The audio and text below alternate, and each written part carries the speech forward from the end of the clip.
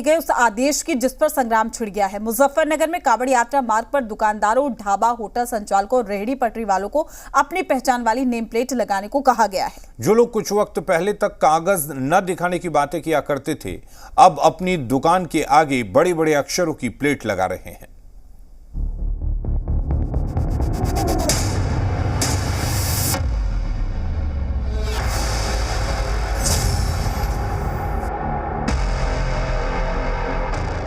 मोबिन, हाकिम, निसार और आरिफ सब रेहड़ी लगाकर फल तो पहले भी बेचते थे और अब भी बेच रहे हैं। बदला सिर्फ इतना कि अब खरीदने वालों को इनका ओरिजिनल नाम और पहचान खरीदने से पहले ही पता चल जाती है। जिन्हें अपनी पहचान के कागज दिखाने में दिक्कत थी, वो बड़े बड़े अक्षरों वाली नेम प्लेट लगा रहे हैं और ऐसा एक आदेश के बाद हुआ है। प्रशासन हमारे पर सख्ती कर रहा है और ये कह रहे हैं अन्यथा यहाँ से हटाओ, अन्यथा क्या ना सख्ती लगानी पड़ेगी। बहुत करता नाम लिख के रखो, बस अन्य ठल्ले हटा देंगे बस। ये तो प्रशासन है, पुलिस वाले। क्या चाहते हैं आप? तो हम क्या कहते हैं, अब से पहले तो लगी नहीं तक, अब क्यों लग रही है? मुजफ्फरनगर में रेहड़ी पटरी वाले हैं, अपनी रेहड़ी के आगे अब नेम प्लेट लगाकर सामान बेच रहे हैं। ये तस्वीरें देखिए।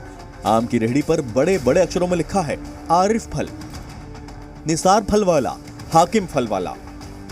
इसी तरह से मुजफ्फरनगर में कांवड़ यात्रा के पूरे मार्ग पर हर रेहड़ी पटरी वाले को अपना नाम और पहचान लिख रहे हैं।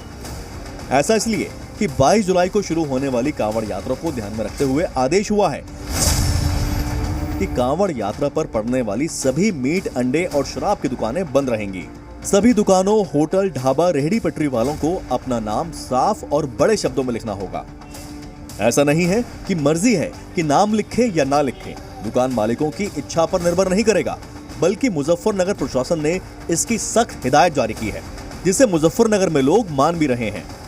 बेहतर है, इसका पता होना चाहिए कौन ओनर है इसका, तो इसे अच्छा लगा है। मैं प्रशासन की तरफ से जो सुझाव मिला है बहुत अच्छा है। एक तरीके से सही है, एक तरीके से गलत भी है ये, पर उसमें तो गलत ऐसे है, कोई ऐसा न हो जैसे रोड पे, हाईवे पे है। समाज पे चिढ़ जाता है, कहने भाई तुमने हमें सड़ा फल दे दिया, इसका अच्छा है, ऐसे भी तो लड़ाई हो जाती है ना। प्रशासन है, हमें पालन करना, हमने सब दुकानदारों ने अपने लिख के लगवा दिया। इन रेहड़ी पटरी वालों से लेकर ढाबा मालिकों तक को इस आदेश से कोई दिक्कत नहीं है, लेकिन खुद को मुसलमानों का मसीहा समझने वाले असदुद्दीन ओवैसी को दिक्कत है। ये जो ऑर्डर है उत्तर प्रदेश की योगी आदित्यनाथ सरकार का, ऐसा दिख रहा है कि हिटलर की रूह उनमें समा चुकी है। ये क्रिस्टल नॉट मूवमेंट लग रहा है। हिटलर भी एक जूडन बॉयकॉट करते थे, इस तरह का बॉयकॉट हो रहा है उत्तर प्रदेश की सरकार की तरफ से। भाई आप होते कौन है ये करने वाले? ओवैसी की तरह ही यूपी के पूर्व सीएम अखिलेश यादव ने भी इस आदेश पर तंज कसा है। अखिलेश ने ट्वीट करके लिखा है, जिसका नाम गुड्डू, मुन्ना, छोटू या फतेह है, उसके नाम से क्या पता चलेगा। ऐसा लगता है कि ओवैसी और अखिलेश जानबूझकर भ्रम फैला रहे हैं, क्योंकि प्रशासन के ऑर्डर में कहीं नहीं लिखा है कि सिर्फ मुसलमान दुकानदार ही अपना नाम और पहचान जाहिर करेंगे। यह ऑर्डर हिंदू और मुस्लिम दोनों के लिए है। मुस्लिम स्कॉलर भी भ्रम की स्थिति पैदा कर रहे हैं। हम जिस देश में अब रहते हैं, जब हमारे यहाँ के प्रधानमंत्री हमको कपड़ों से पहचान लेते हैं, तो अब ये सारी चीज़ें कुछ अलग दूर नहीं लगती हैं कि जो बातें की जा रही हैं। लेकिन मुझे अंदेशा इस बात का है कि इस तरीके से चिन्हित करने के बाद कहीं ऐसा ना हो कि जो अल्पसंख्यक समुदाय के लोग वहाँ पर दुकान कर रहे हैं, उनको भारी नुकसान उठाना पड़े।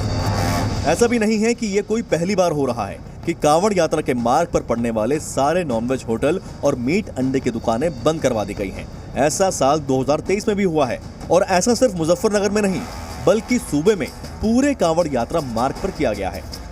ये टोटल जितना भी कांवड़ मार्ग है, सभी के लिए ये है कि सभी मार्गों पर जो भी ऐसी दुकानें हैं, जो भी ऐसे होटल ढाबे हैं, वहाँ ये प्रोप्राइटर का नाम जरूर लिखें। हिंदू मुस्लिम टकराव न हो, भाईचारा कायम रहे, तो इस तरह की मामूलात से, इस तरह के कामों से कोई हर्ज मुज़ाक़ा नहीं है, इस पे कोई आपत्ति वाली कोई बात नहीं है।